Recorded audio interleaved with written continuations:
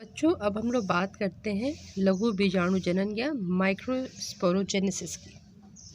जैसा कि आपने देखा कि जो बीजाणु जन ऊतक या स्पोरोजेनस टिश्यू होते हैं जो बहुत ही कॉम्पैक्टली अरेंज होते हैं, उसकी हर एक कोशिका जो है वो पॉलन मदर सेल या पराग मातृ कोशिका की तरह कार्य करती है। इसमें सबसे पहले रिडक्शन डिवीज़न होता है, क्योंकि ये द्विगुणित होती है तो इसमें रिडक्शन डिवीज़न होता है। और रिडक्शन डिवीज़न के बाद इसमें एक टेट्राड बनता है, पॉलन स्पोर टेट्राड बनता है। जब ये टेट्राड इसमें जब परागकण जो है जब पूरी तरह से विकसित हो जाते हैं, परिपक्व हो जाते हैं, तब ये एक दूसरे से अलग हो जाते हैं। और इस तरह परागकण में जो होते हैं वो दो परतें होती हैं। पहली परत को जो बाहरी परत होती है बाह्य चोल होता है, और जिसे हम एक्साइन, और दूसरी अंदर की परत होती है जिसे हम एंटाइन कहते हैं। जो बाह्य चोल है वो आपकी स्पोरोपोलिनिन से बनी होती है, जो इस अभी तक दुनिया में सबसे ज़्यादा प्रतिरोधक पदार्थ है। मतलब वर्षों से जो पॉलन ग्रेन आपको मिलते हैं तो उसमें भी ये स्पोरोपोलिनिन जो है वो नष्ट नहीं होता, और इसीलिए जीवाश्म के रूप में ये परागकण हमें मिलते हैं। स्पोरोपोलिनिन जो है वो पीले रंग का होता है, और बाह्य चोल में इनका जो ओरिएंटेशन है वो हर एक पराग में या हर एक प्रजाति के परागकणों में अलग अलग होता है। कहीं कहीं बाह्य चोल में स्पोरोपोलिनिन जो है वो स्पोरोपोलिनिन नहीं होता है।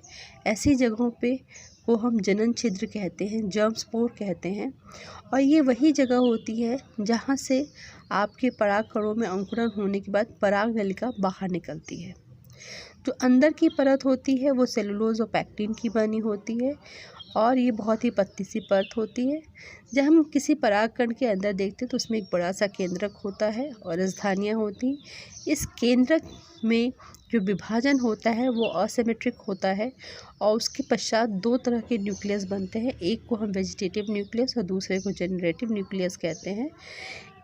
साथ ही साथ कुछ परागकण में जो विभाजन है वो एसिमेट्रिक होता है, और एक बड़ी सी कायी कोशिका बनती है जिसमें भरपूर मात्रा में पोषक पदार्थ होते हैं, और दूसरी पतली सी स्पिंडल शेप की जनरेटिव कोशिका या जनन कोशिका बनती है। इसका भी केंद्रक बड़ा होता है, और ये भी भोजन से भरपूर होती है। अधिकतर प्रजातियों में जो परागकण है वो उनका डिस्पर्जल जो है वो इस टू सेल फॉर्म में होता है।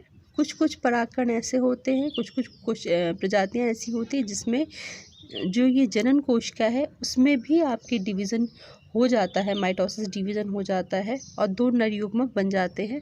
उस स्थिति में उनका डिस्पर्जल होता है। ये जो जनन कोशिका होती है, जैसा कि मैंने बताया कि इसमें माइटोसिस होने के बाद दो नर युग्मक बनते हैं, और साथ ही साथ जब ये पुष्प के स्टिग्मा पे वर्तिकाग्र में पहुंचती हैं तो इसमें से परागकण निकलते हैं, जो और पराग नलिका निकलती है, और इस पराग नलिका के अंदर ये दोनों नर युग्मक चले आते हैं। आपके जो परागकण हैं ये बहुत ही खास, चूँकि ये मेल गैमेटोफाइट को बनाते हैं। इन परागकणों को हम देखें तो ये बहुत ज़्यादा पोषण से भरपूर होते हैं, तो कई देशों में इनको एक न्यूट्रिएंट सप्लीमेंट की तरह, मतलब ताकत बढ़ाने वाली दवा की तरह भी इनको लिया जाता है। साथ ही साथ जो परागकण के बाहरी किनारे पे जो स्पोरोपोलिनिन है और कुछ दूसरे तत्व अगर होते हैं तो ये पॉलन एलर्जी को भी पैदा करते हैं।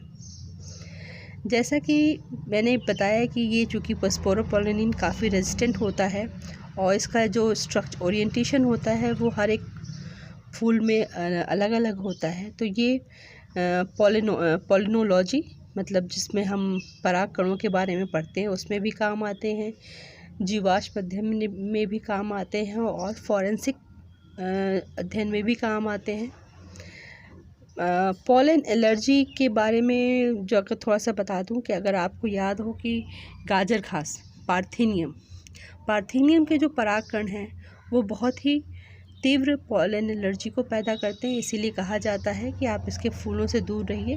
अगर ये आपके फूलों को, इसके फूल जो हैं अगर वो आपको छू लेते हैं तो आपको खुजली या इरिटेशन पैदा हो सकती है। पॉलन ग्रेन जो है उसके साथ साथ जो है वो क्रॉप ब्रीडिंग प्रोग्राम्स में भी भाग लेते हैं। बहुत सारी जगहों पे ऐसा है कि हम इन पॉलन ग्रेन्स को इकट्ठा करके रखते हैं। इनका जीवन काल अलग अलग होता है।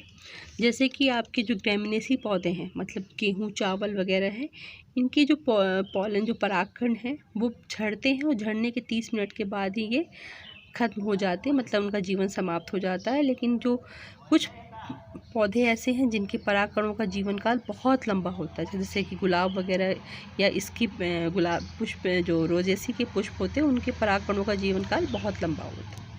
तो हम इन परागकणों को लिक्विड नाइट्रोजन में स्टोर करके रखते हैं। एक तरह से ये पॉलन जीन बैंक का काम करते हैं और फिर आगे चल के हम क्रॉप इम्प्रूवमेंट प्रोग्राम में आर्टिफिशियल इंसेमिनेशन के लिए हम इन्हें इस्तेमाल करते हैं।